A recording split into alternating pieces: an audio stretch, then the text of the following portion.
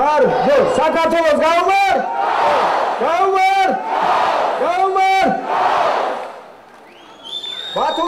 ბათუმი ყოველთვის განსაკუთრებული ქალაქი იყო ყველა ჩვენთაგანისათვის განსაკუთრებული კულტურის მქონე ბათუმის თავისებური სული და განუმეორებელი ხიბლი ჰქონდა ყველას ასეთი გვიყვარდა თავისი არქიტექტურით თავისი სისადავით და საგანია რომ უდიდესი თანხა რომელიც ხელისუფლებამ ბათუმში ახალშენებლობებზე დახარჯა საბოლოოდ არა იმდენად მოსახლეობის კეთილდღეობას შემსახურება რამდენადაც ერთი კაცის კონკურსსა და პატიმოყვარეობას განა არ შეიძლება აშენო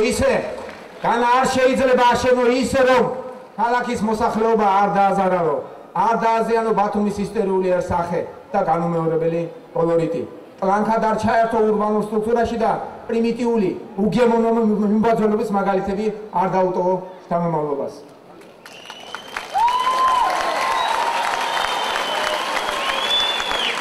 განა არ შეიძლებოდა ეს საქმე მიგვენდო პროფესიონალებისათვის და ბათუმი ერთი კაცის ამბიციებისა და ფანტაზიების პოლიგონად არ გადაქცეულიყო კარგია თუ სადმე დაიგო გზები მაგრამ გზები და წყალგაყვანილობა მაგრამ კანალიზაცია ძალიან კარგია მაგრამ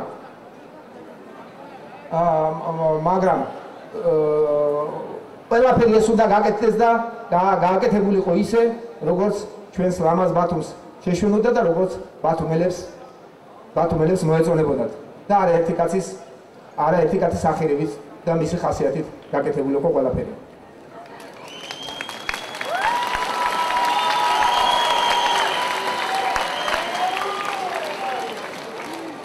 დასანანია რომ უკონტროლოდ დახარჯულმა მილიონერმა რომელიც ასეთ გაუაზრებელ და უსისტემო განაშენიანებას მოხმარდა მოსახლეობას თვითონ თქვენგანს ვერანაირი სარგებელი ვერ მოუტანა დანაშაულია რომ საქართველოს სამუძველესი და ულამაზესი კუთხისათვის ხელისუფლებამ ვერ მოიფიქრა სხვა ფუნქცია კაზინოებისა და ნახევრად ლეგალური სარისკოპოების გარდა ბათუმი როგორც ყველა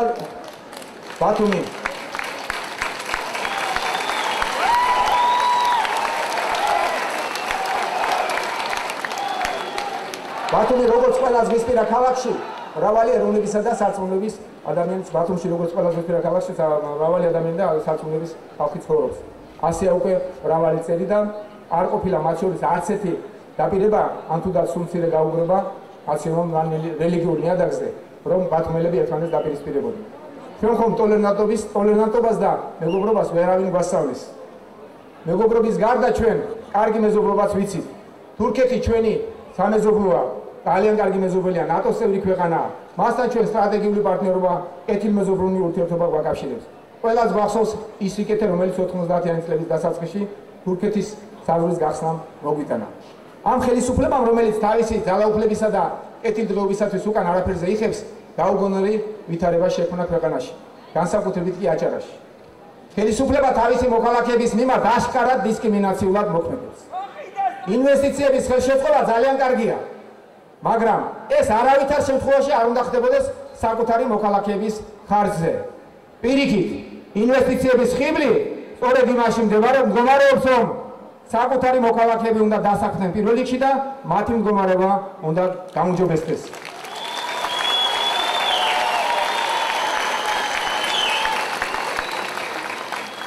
არც ერთ ამოყვარე სახელმწიფო ასე არ იქცევა, არც დასავლეთში და არც აღმოსავლეთში.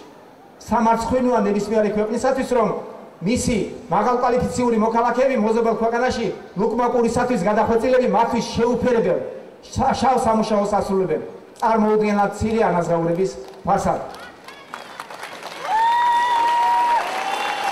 მაგრამ კიდევ უფრო სამარცხვინოა როდესაც შენი ქვეყნის მოქალაქეები სრულიად დაუმსახურებლად დისკრიმინაციულ მდგომარეობაში არიან აქ შობლეულ მიწაზე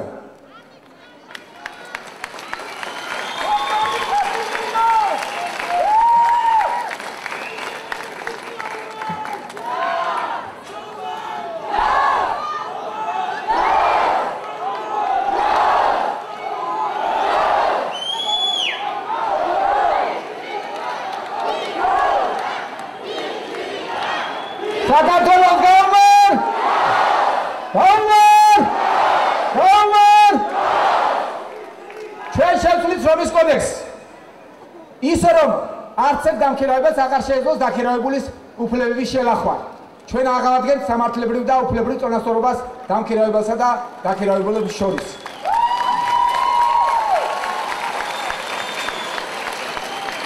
ვეღარ არიან გაბედავ ჩვენი მოქალაქეების ან სტუმრების დაჩაგვას და შეურაცხყოფას.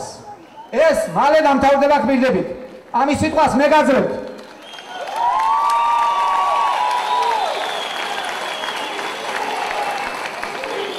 მე თავიდანვე გითხარით, რომ ამ მსგავსობას ჩვენ უსათუოდ მოუვლით და რაც შეიძლება სწრაფად.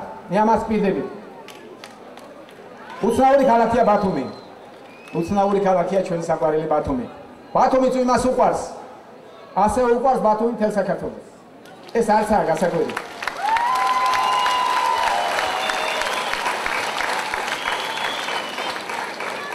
ეს არცაა გასაკვირი. საქართველო ხომ ზღვისპირა ქვეყანაა. ხოლო შავი ყავის სურნელი თვრალი ბათუმი ჩვენი ზღვისპირეთის მთავარი ქალაქია. იგი ცრემლავი ღიმილია საქართველოს პირის სახეზე.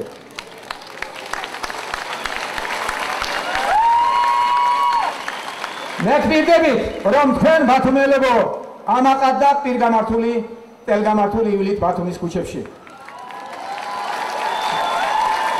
და თქვენ, ხოლო თქვენ იქნებით ამ ქალაქის ბატონი.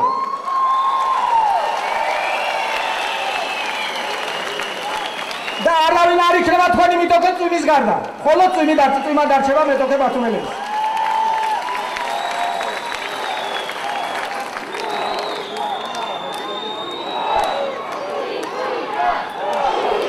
საქართველოს გაუმარ! აქ ახსენებ კიდევ ერთ გაუგებრობას, რომელიც ხდება აჭარაში. რომელშიც თქვენ ხელისუფლებამ გახვიათ.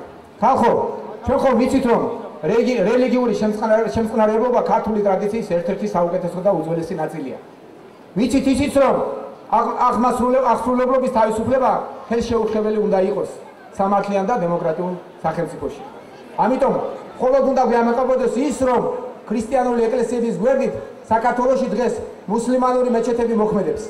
ჩვენს ქვეყანაში ქრისტიანებმა და მუსლიმანებმა ერთმანეთის გვერდის თანასწორად და ღირსეულად უნდა იცხოვრონ. მე ვიცი, რომ თქვენ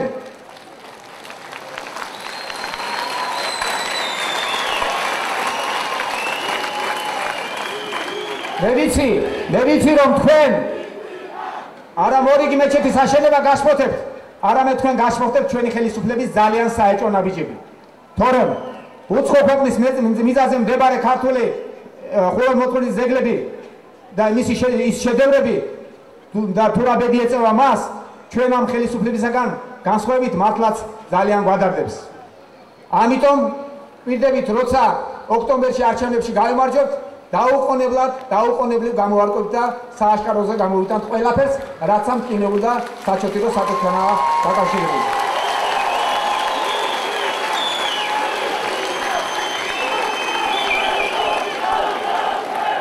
საქართველო!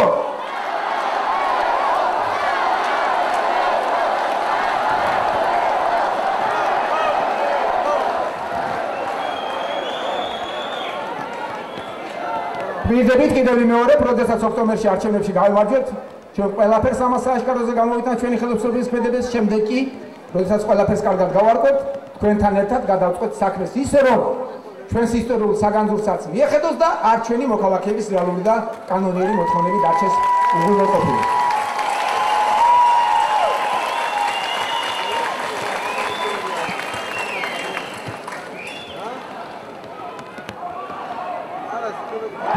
ოქტომბერში ჩვენს გამარჯვებას გავუმარ!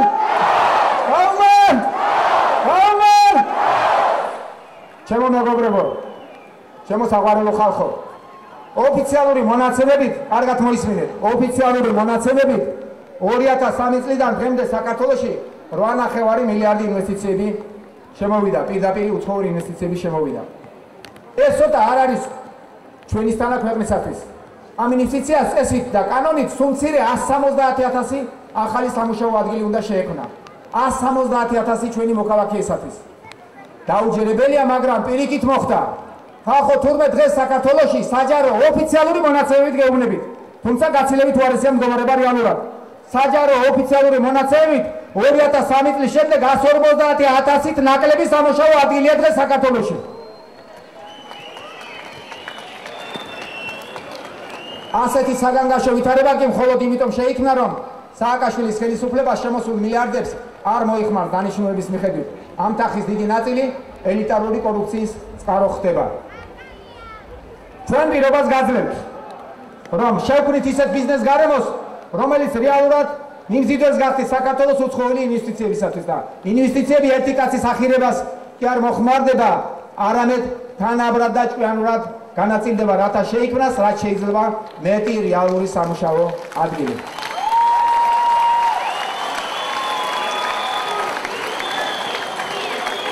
ჩვენ ხელს შეუწყობთ ისეთი ახალი საწარმოების გახსნას, სადაც დასაქმებული ადამიანები პატიოსანი შრომით შეძლებენ ღირსეულად ცხოვრებას. ხალხო, საქართველოს ზღვისპირა სახელმწიფოა და ასეთ ბუნებრივ რესურსებს ნებისმიერი ქვეყანა გონივრულად გამოიყენებდა ეკონომიკის განვითარებისათვის. ჩვენს ქვეყანასაც ჰქონდა საზღვაო ფლოტი, კარგად გემახსოვრებათ. მართალია არც ისე კარგი, მაგრამ შეიძლებოდა მისი გაუმჯობესება და რეფორმირება. ამ ხელისუფლებამ მოახერხა და ნაცვლად ამისა, რომ მდგომარეობა გამოესწორებინა, მთლიანად წყალს გაატანა ქართული სანაოსნო. 15 გემი გაასხვისა მიზერულ ფასად, 90 მილიონ დოლარად. მაშინ როცა მყიდველმა კომპანიამ ამ გემებიდან 2 გემი 1 წლის შემდეგ გაყიდა ზუსტად ამ თანხაში. 2 გემი გაყიდა 1 წლის შემდეგ, იგივე 90 მილიონ დოლარად. ანუ სახელმწიფომ თითქმის მთელი ფლოტი 15 გემიდან 2 გემის ფასად გაყიდა. ჩვენს მეზღვაურებს არაფერი შეეხებათ კვირდებოდა ხელისუფლება. და ამის საბუთად მეზღვაურთა დასაქმების 12 წლიანი ვალდებულება მოჰქონდა, მაგრამ ისე მოხდა, რომ კომპანიამ 5 წლის შემდეგ გაკოტრა და ყველა იქ მომუშავე ადამიანი სამსახურის გარეშე დარჩა. გარდა იმისა, რომ ხელისუფლება არ დაინტერესებულა თავისი მოქალაქეების ბედით, ჩვენს ქვეყანას ფლოტის გარეშე დარჩენის საფრთხე ემუქრება. ასე ექცევა სააკაშვილი ხელისუფლება თავის ხალხსა და თავის ქვეყანას. ჩვენ ვიცით, რომ მეზღვაურობა ბათუმელებისათვის პრესტიჟულ საამაყო და ამავდროს დროს შემოსავლიან პროფესიად ითვლება, რადგან ვაოსნობას აქ დიდი ტრადიცია აქვს. ქართველ მეზღვაურებს უცხოეთში ყოველთვის კარგი სახელი ჰქონდათ. ჩვენ ქართული ოცნება აუცილებლად აღვადგეთ ნაოსნობის ტრადიციებს.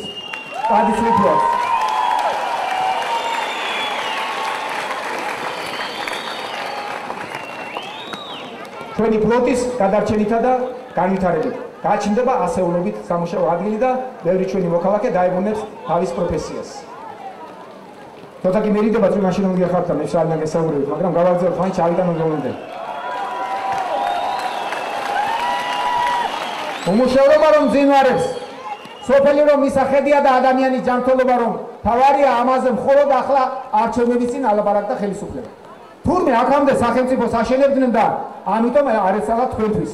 თურმე სახელმწიფო შენებლობა ადამიანზე ზრუნვას გამორიცხავს. ასე უკიფრად გვატყუებდნენ, მაგრამ ჩვენს ხალხს მოთმინების პირალა უკვე აისო. სწორედ ამას დაადასტურებს ხალხი არჩევნებზე 1 ოქტომბერს.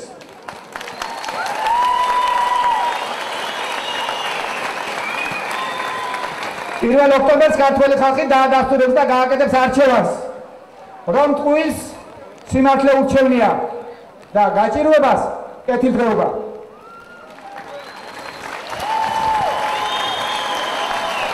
მე მჯერა ჩვენი ხალხის და ამიტომ მოვედი პოლიტიკაში.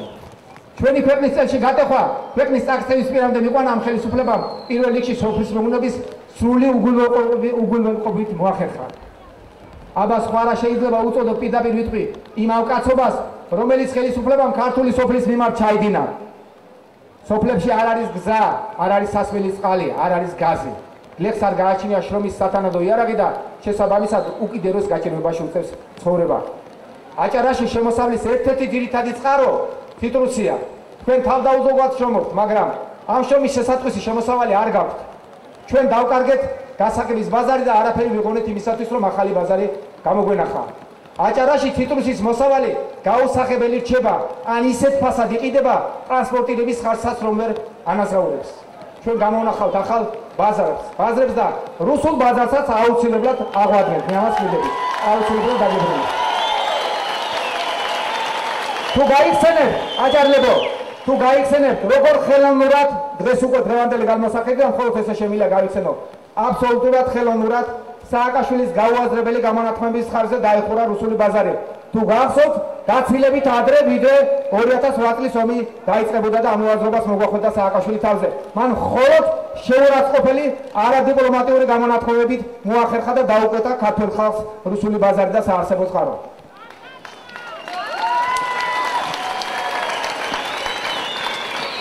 შესაბამისად, სოფლებში გლეხების უმეტესობა გაღატაკდა და ამიტომ ყველა გაქცევაზეა. უცხოეთში გადადიან და იქ მუშაობენ კაპიკებად, რათა ოჯახი როგორმე გამოყვებონ.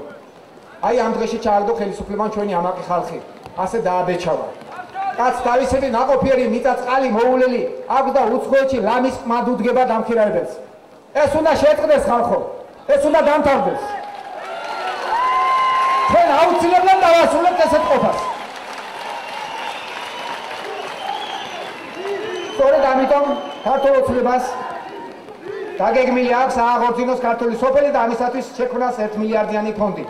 ჩვენ შევცვლით ახლანდელ პოლიტიკას და ქართულ სოფელს მის მთავარ ფუნქციას დაუბრუნებთ. სოფელმა ქვეყანა უნდა გამოყვებოს. ქართულ ბაზარზე დაბრუნდება ჩვენს მიწაზე მოყვანილი მოსავალი. ჩვენ ხელს შევუწყობთ ხულოში, შუახევსა და ქედაში ისეთი ტრადიციული დარგების აღორძინებას, როგორიცაა მეთამბაქოეობა, მეფუტკრეობა, მეხილეობა და მესაქონლეობა.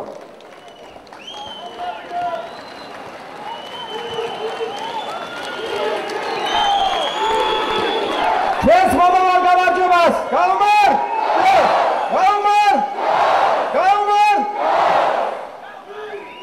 ხელისუფლების დანაშაულებრივი პოლიტიკის გამო მის ქვეყანაში თევზის რეწვა ჩვენი მოქალაქეებისათვის ხელმიუწვდომელია. დღეს ეს დარგი მთლიანად მონოპოლიზირებულია, როგორც ეკონომიკის სხვა დარგები, როგორც მოგეხსენებათ. ჩვენ დავამყარებთ სამართლიან და კონკურენტულ გარემოს, რითაც ხელს შევუწყობთ ამ მომგებიანი დარგის განვითარებას. სრულ ციკს ავაწყობთ თევზის ჭერიდან მის საბოლოო გადამუშავებამდე და ამით შეიქმნება რეალური სამუშაო ადგილები.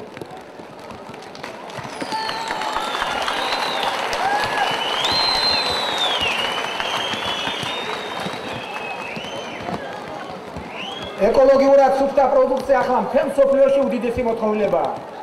ამიტომ ჩვენ დამნერგავთ თანამედროვე ტექნოლოგიებს და ჩვენი სურსათი უცხოურ ბაზარზეც თამამად და წარმატებით გავალთ. ჩვენ ჯერადად გვიძებით, რომ სოფლის მეურნეობის აღორძინება შვებას მოუტანს ყოველ ადამიანს, ყოველ ოჯახს, შეიქმნება გადამუშავებელი საწარმოები და გაჩნდება ათეულობით 1000 სამუშაო ადგილი. და ეს მისცემს შეღავას, რეალურ შეღავას ჩვენს ქვეყანას და ჩვენს მოსახლეობას.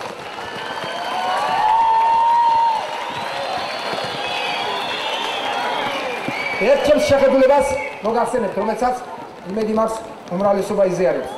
თუ მართლაც განვითარებულ და არა ჩამორჩენილ ქვეყნად გვინდა ჩამოყალიბდეთ, ჩვენ უნდა შევქმნათ და განვავითაროთ უმაღლესი რაგის საგანმანათლებლო დაწესებულებები, სკოლები, ინსტიტუტები და უნივერსიტეტები და ამასთანავე მოწინავე ტექნოლოგიებით აღჭურვილი საწარმოები, სადაც თქვენ და თქვენი შვილები სიამოვნებით იმუშავებთ. ჩვენ ხომ სწორედ ამ 21 საუკუნეში ვაპირებთ ღირსეული ადგილის მოპოვებას და დამკვიდრებას. გახსოვთ ალბათ, მინდა რომ შეგახსენოთ კარგად. ამასინათ ბათუმელებს სააკაშვილი ევროპაში ყველაზე მაღალ 40 სართულიან უნივერსიტეტს დაჰპირდა. 35 სართულზე ეშმაკის ბორბლით, კაფე-ბარებითა და ბიბლიოთეკით. ტელეკამერების წინ სპეციალურად შექმნილი დეკორაციიდან ახალგაზრდებს მოუწოდებდა ყავის ჭიქით და წიგნით ეშმაკის ბორბალზე მოკალათებულებმა იმეცადინებდნენ.